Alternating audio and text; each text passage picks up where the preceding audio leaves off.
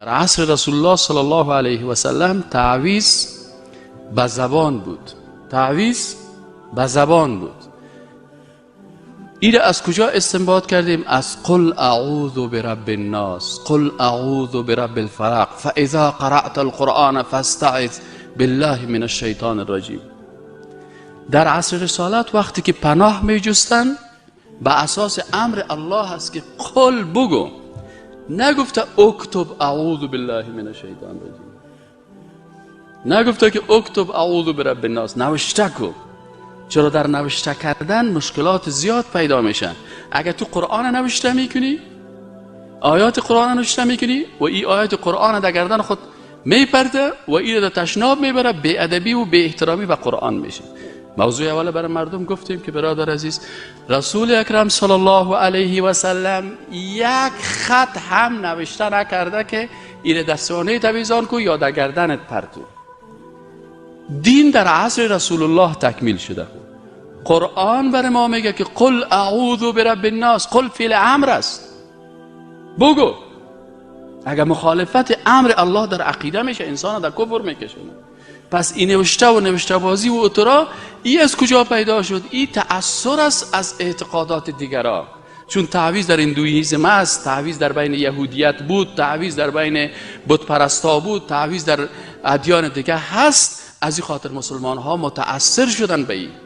رسول ما صلی الله علیه و سلم برای ما گفت که من علق تمیمتا فقط اشرک.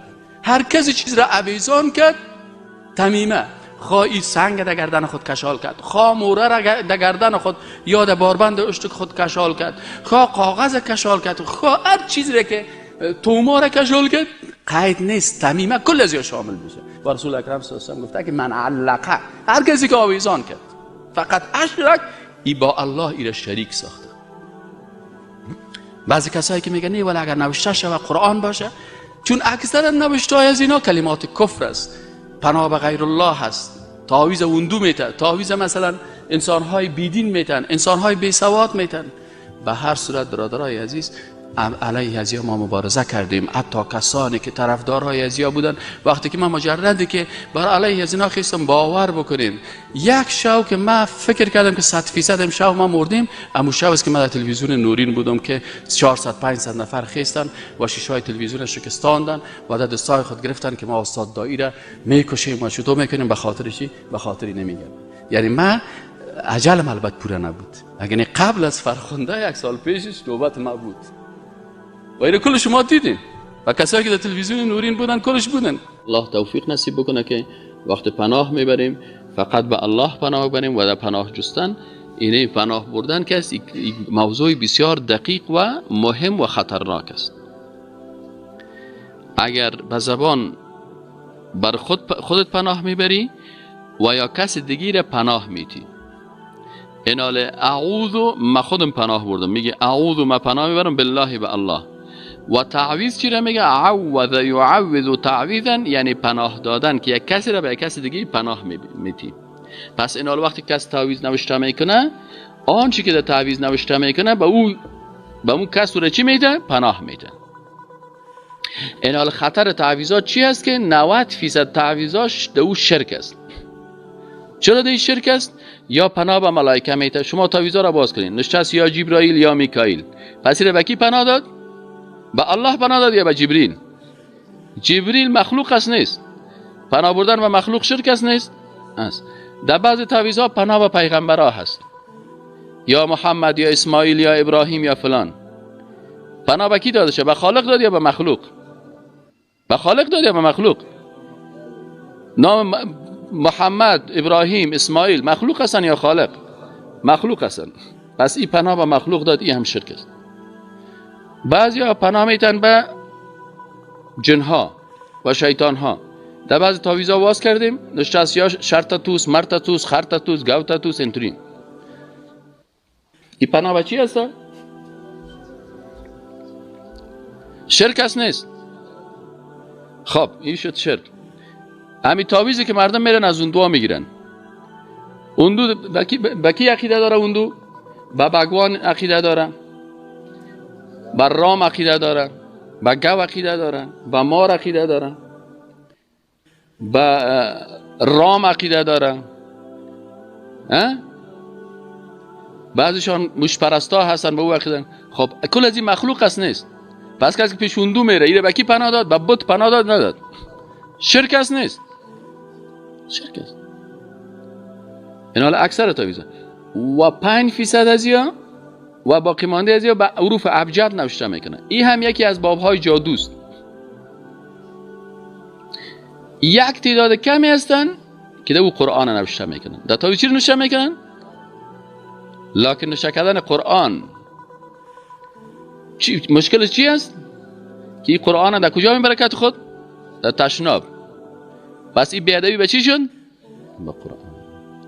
از این خاطر هیچ روایت صحیح نامده که صحابه کرام قرآن در کاغذ نوشته کرده باشن و در گردن کس آویزان کرده.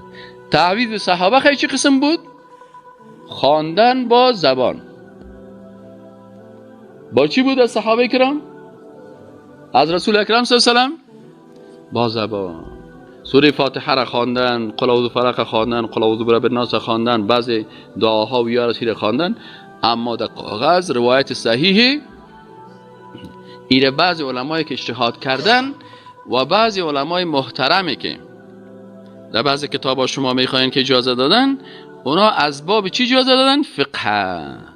اما از نگاه عقیده علمای عقیده اجازه نمیدن مطلقا. از نگاه عقیده خطرناک است. از نگاه عقیده خطرناک است. چرا که او پناه دادن میایی به مخلوق شرک است و یا بی‌ادبی میایی به کتاب خالق. پیش یک نفر میریم باش میگه والا صاحب امی سر قبر پدرم بسیار مورد دوست دارم، سر قبرش میخوایم که امیر سمت بکنم. از نگاه فقهی سمت کردن قبر نارواست، نه سمت نکن.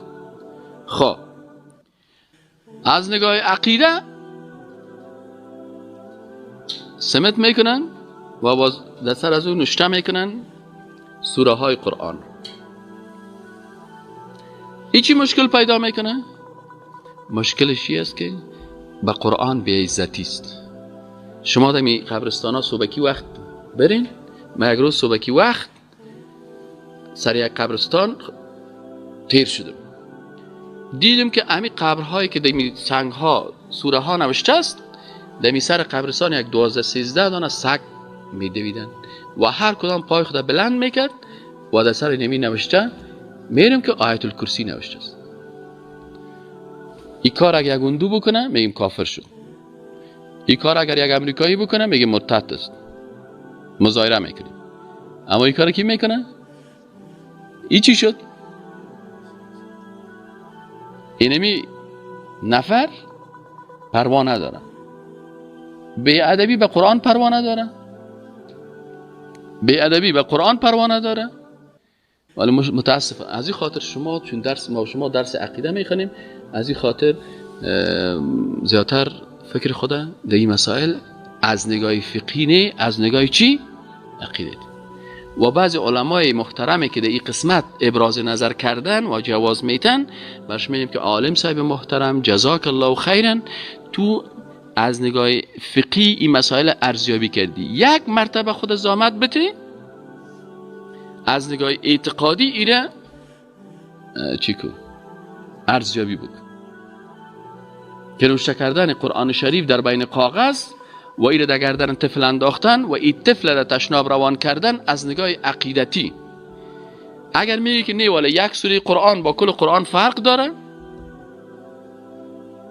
اما اگر میگی نه یک آیت قرآن هم قرآن است و کل قرآن هم قرآن است، پس وقتی که ما بی‌ادبی حق نداریم در مقابل کل قرآن بکنیم. خب دکتر سه بعضی اوت استدلال میکنن، میگه والا میره نوشته میکنه پوش چرمی میتیش. چی میتن؟ پوش چرمی بتیش یا پوش آینی؟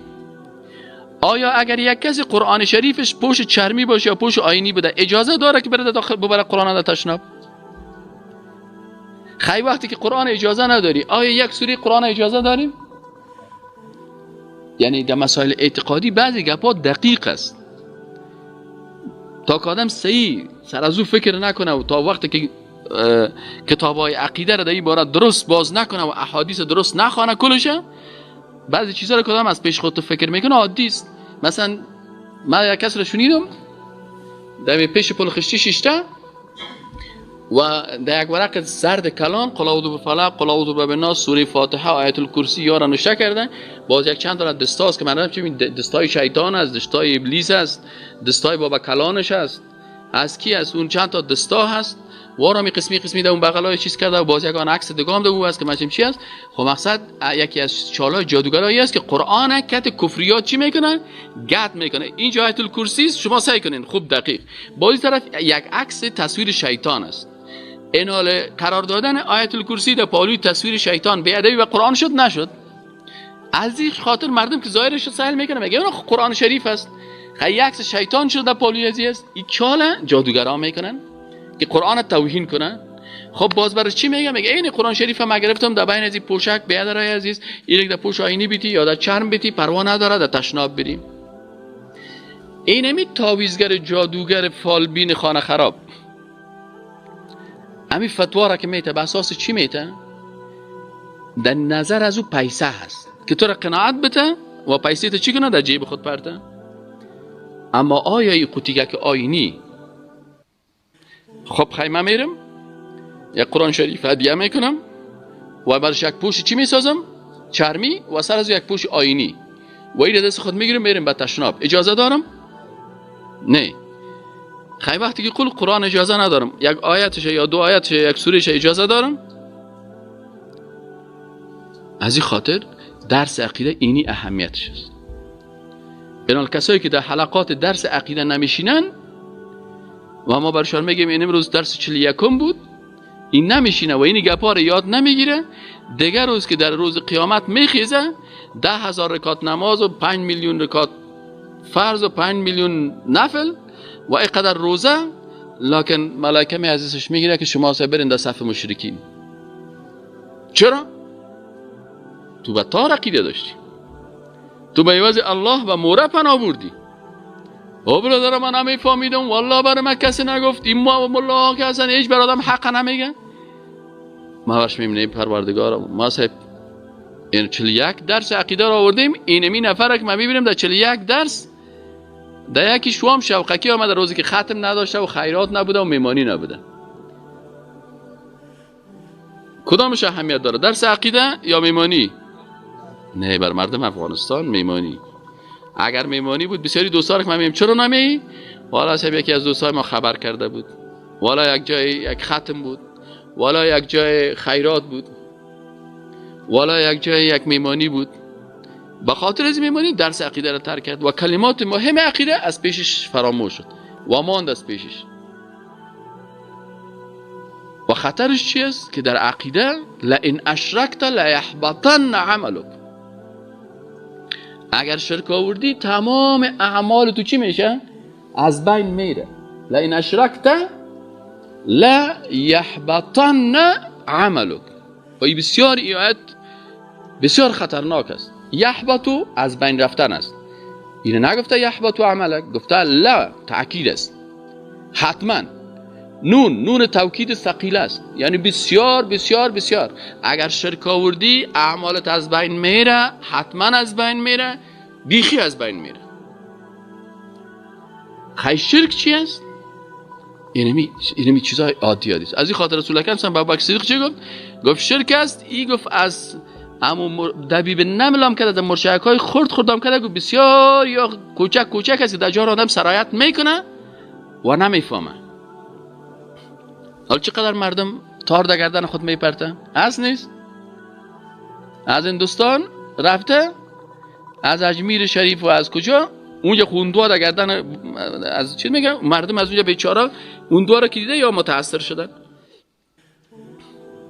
یا سای میرن در گرد قبر همون کارو میکنن. فلان نفر تار آورده، چقدر تار آوردن؟ والا یک چرخی گودی پران بازی را تار آوردن. برای چی؟ گودی پران بازی میکنن؟ نه که بری برات یک چارک قیچی کده میرن در گردن از این شرک. ببینی 100-200 نفر این نفر از هندوستان آمده، 100-200 نفر دیگر صاحب در این شرک مبتلا کرد، تار در گردنش انداخت. دیگه چی آورده؟ والا صاحب یک کس رفته عین سعودی شرکیات میارن. یک آجی صاحب کت ما بود، خدا او را انصاف بده، همین هر کس که پیش میامد الله برو یک 100 متر چیز بخر، سان سفید، یک دو توپ سان بخر، بازی رو برای او زمزم ترش کو، بازی یک جای چی هست برو سر تپه و روار کو که خوش شوه، بازی رو بگی که رفتی در وطن برای هر کس 30 متر کفن آب زمزم دار بده. باز ما چی میکردم؟ میگه خوب مثلا میکرد باز ما استاد کردم. میفهمید برادرای عزیز، امی ابو جهل، ابو لهب، امیه ابن خلف یا کلشان در مکه که زندگی میکردن دیگه او نبود. کدام او بود؟ او زمزم بود. آیا آب زمزم ابو جهل نجات میته؟ ابو لهب نجات میته؟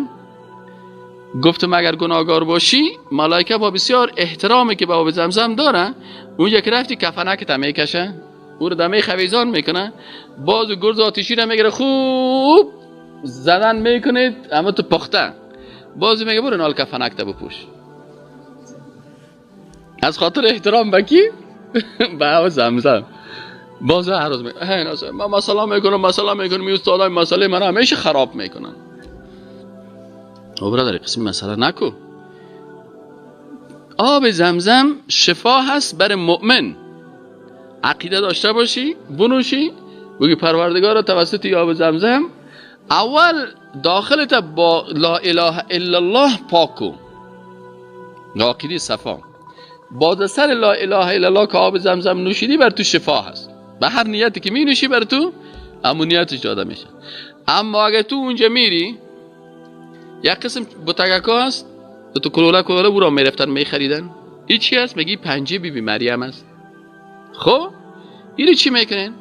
اگر یک زن حامله دار است باز از این بوتگاک بی شفا در قرآن نیست؟ سبحان الله. حتی از مدینه منوره و مکه مکرمه مدیدم همونجا این بعض مردم ها شیشه بدن همونجا این چیزا رو میفروختن و این بعضی میرفتن از همون میگرفتن و خود از اونجا شرک انتقال میده. سبحان الله. در حالی که شفا در قرآن عظیم الشان است.